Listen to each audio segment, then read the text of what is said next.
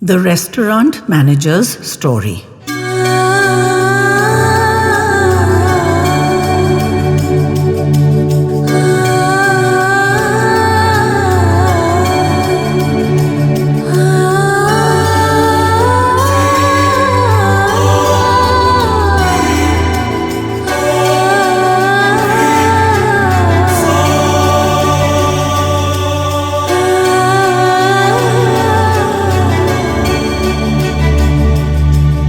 Thank you for agreeing to see me today, madam. Otherwise, I would have had to take another day's leave and another until you saw me. For I cannot rest until someone in authority listens to me. I cannot sit and do nothing again, even if it's too late. Too late, foolish man that I am, he said desperately as he sat himself down in a chair across the imposing desk of the police chief. I am a tormented and guilty man, and it's a long story, so I crave your indulgence, madam, but I will make it as brief as I can. I am in charge of the Veranda restaurant at the Rose Hotel, and a few months ago, a lady and a gentleman came in for lunch. There was something vaguely familiar about the lady, but I couldn't place it immediately. She was much younger than him, at least 25 years, if not more. And though I didn't like it at all, I could see that they were husband and wife. They left after lunch, but in a short while, the lady came back. She went straight out onto the lawn that the veranda faces and settled down in a chair facing away from us, with only a pair of large dark glasses to protect her against the sharp afternoon sun.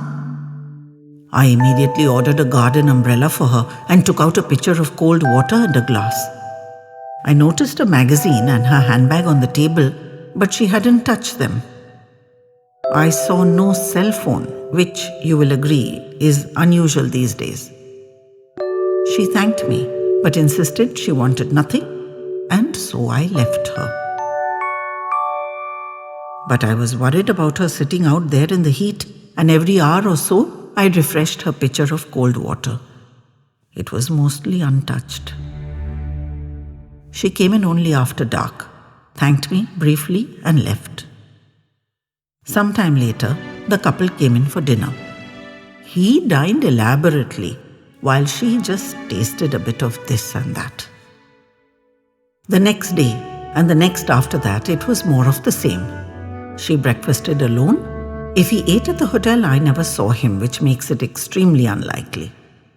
She sat all morning in the sun, alone, silent, and unmoving, staring off into the distance while I had the garden umbrella put up and ferried pitchers of cold water to her. They had lunch together. She came back and sat alone till dark, and they returned again together for dinner.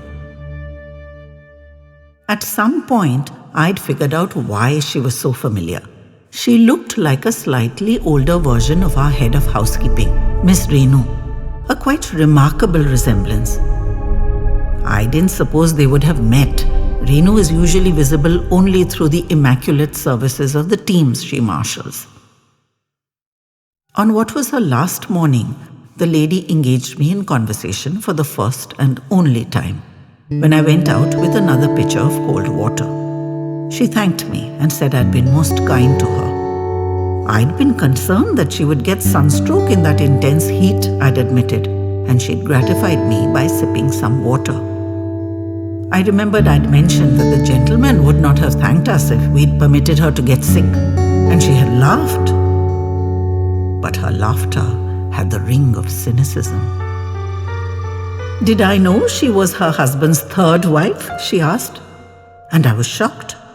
Not just by that figure, but the incongruity with which she'd stepped from total reticence into such a deeply personal, intimate space. Even she hadn't known till after she was married, she said, taking off her sunglasses and looking at me with weary eyes. I was truly shaken, madam. She'd aged 10 years in just 3 days. Did I know what his first 2 wives looked like? She asked.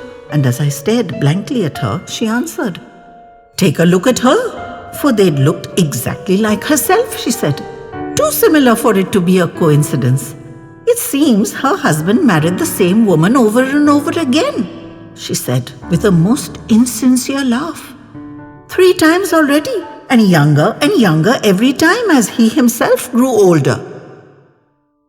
Madam, I remember trying to think of something appropriate to say, but all my years of training and experience had not prepared me for such a situation. In the face of her strangely blunt and mocking sincerity, as I rummaged in my mind for some reply, I heard her muse almost to herself. They died, both of them, poor things.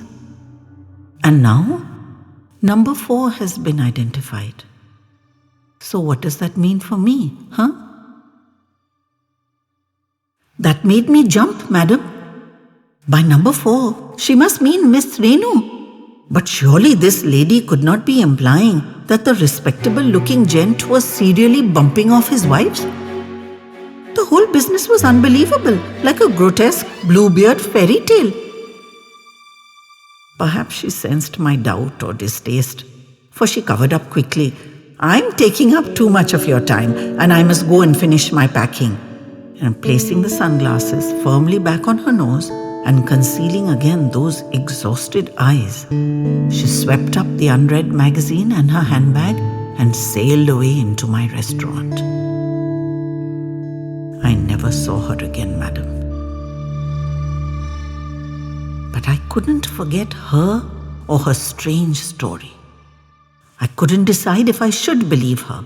The story had been outrageous, like something out of a murder mystery.